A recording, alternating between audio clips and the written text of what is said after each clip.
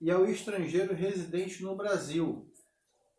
Essa titularidade dos direitos deve ser ampliada para abarcar todos aqueles que se encontram no território brasileiro, sejam nacionais ou não. Da mesma forma, essa extensão alcança também as pessoas jurídicas, no que couber evidentemente. Então, gente, presta atenção, tá? Os direitos fundamentais, eles abraçam tanto as pessoas, né, físicas como as pessoas jurídicas. O que são pessoas jurídicas? São as empresas, né? Quando você abre uma empresa e abre um CNPJ e abre uma conta no banco como pessoa jurídica, você passa também a ser uma pessoa jurídica por ser um empresário. Então, os direitos fundamentais, ele também abrange esses dois grupos, tanto as pessoas físicas comuns que não têm empresa, como as pessoas que têm também o CNPJ, tá?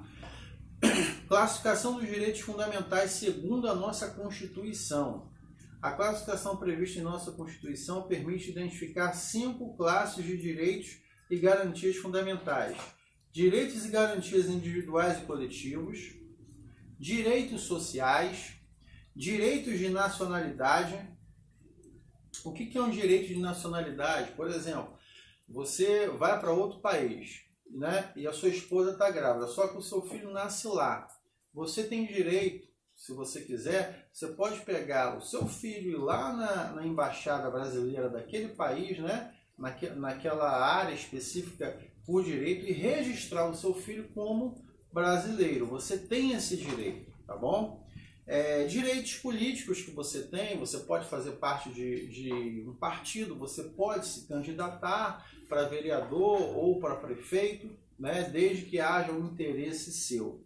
Direitos relacionados à existência e organização dos partidos políticos, né? Então, o direito também aborda aí, ó,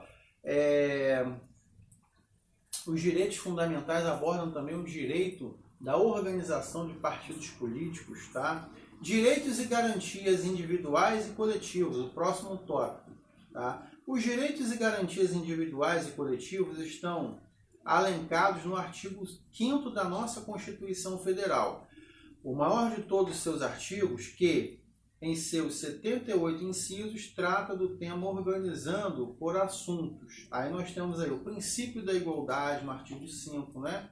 Que fala, no artigo 5º, todos nós somos iguais perante a lei, né? Homens e mulheres são iguais em direitos e obrigações nos termos dessa Constituição, né? Então, o homem e a mulher têm o direito a voto, têm o direito a trabalhar, têm o direito a cobrar do Estado, tá?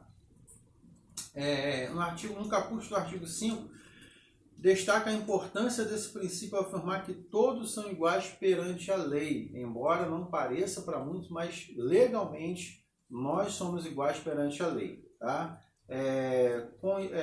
Completamente dizendo, sem distinção de qualquer natureza, a igualdade é a base de um sistema jurídico justo. Ou seja, o que é um sistema jurídico justo, gente? De acordo aqui com direitos fundamentais, garantias individuais e coletivas. É um direito que ele vai servir para todos, né? Você não pode ser julgado, por exemplo, por um crime que você não cometeu. Você pode ser... primeiro, deve haver provas, você vai para um julgamento e lá, aquelas provas que irão comprovar o embasamento da sua liberdade ou prisão. Não pode ser arbitrariamente ser preso e condenado. A legislação garante a você, né, a justiça, um código, um sistema jurídico justo, não só nessa área criminal, mas também em todas as esferas. Evidentemente, essa igualdade prevista na Constituição deve ser vista em termos relativos, no sentido de que os iguais devam ser tratados igualmente e as situações distintas devem ser tratadas distintamente, na medida de sua desigualdade, de acordo com a máxima, tá, de que os iguais devem ser tratados de forma igual e os desiguais de forma desigual, na medida de sua desigualdade, tá? O que se veda é a discriminação arbitrária e injustificada. Assim, por exemplo, não seria inconstitucional a norma que preveja a contratação somente de homens para concurso de agente penitenciário de uma prisão masculina, ou o pagamento de determinados benefícios em dinheiro somente para os reconhecidamente pobres, por exemplo. Então, existem direitos que são, por exemplo, especificamente, leis que são especificamente elaboradas para um determinado lugar, né? Ou para uma determinada situação, uma condição financeira. Por exemplo, né? Vamos suponhamos que na sua cidade haja um benefício, a prefeitura vai criar um benefício para as pessoas que precisam realmente. E aí elas identificam que as pessoas pobres do seu município ganham menos de R$500. Numa área rural, por exemplo, isso costuma acontecer demais. E aí ela vai destinar. Ela está errada? Não, ela está correta. Ela está destinando uma verba, uma arrecadação ou um projeto social apenas para quem precisa, né? Para quem não precisa, você não pode falar assim, eu não preciso, mas eu quero pegar. Não, você não pode pegar, porque legalmente, né, esse recurso foi destinado para as pessoas que precisam, tá? Como, por exemplo, o exemplo que deu aqui também, uma contratação de agente penitenciário para uma prisão masculina. Então, foi, né, por meio de estudos, mais seguro que só homens trabalhem numa penitenciária. E aí vai ser legal? Sim, vai ser legal por vários motivos, né? Condições, enfim, uma série de barbaridades que podem acontecer ali, tá bom? O princípio da legalidade dispõe no inciso 2 do artigo 5º de nossa Constituição Federal.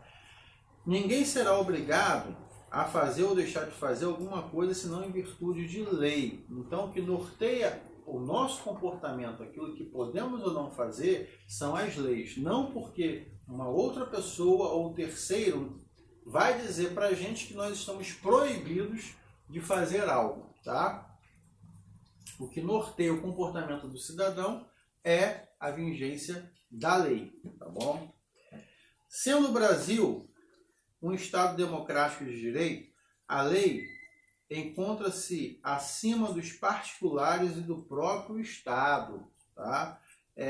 Império da lei, sendo que a exigência de comando legal para a imposição de obrigações se caracteriza como a principal garantia do cidadão contra o arbítrio estatal e também contra a opressão por parte de outros particulares. Então a lei está acima das pessoas, todos devem seguir, a lei está acima das instituições, a lei está acima do Estado, ou seja, a lei está lá para que ricos, pobres, empresários ou não, sigam essas leis, tá bom?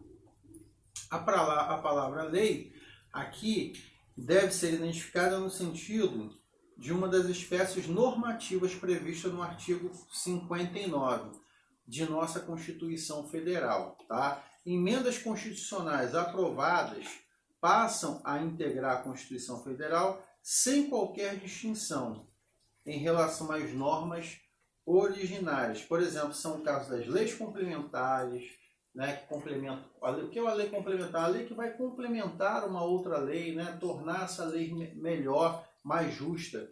Leis ordinárias, leis delegadas, ou seja, o que são as leis delegadas, né? Você, de repente, se você for um agente do Estado, um policial civil, por exemplo, ou um militar, você vai ter que cumprir a lei, ou seja, a lei foi delegada para que seja cumprida, um mandato de prisão, por exemplo. Medidas provisórias, né? Também, você está preso provisoriamente até que algo seja provado em relação a isso. Decretos legislativos, né? E resoluções. Por exemplo, o CONAMA, Conselho Nacional do Meio Ambiente, tem várias resoluções para o meio ambiente, tá bom?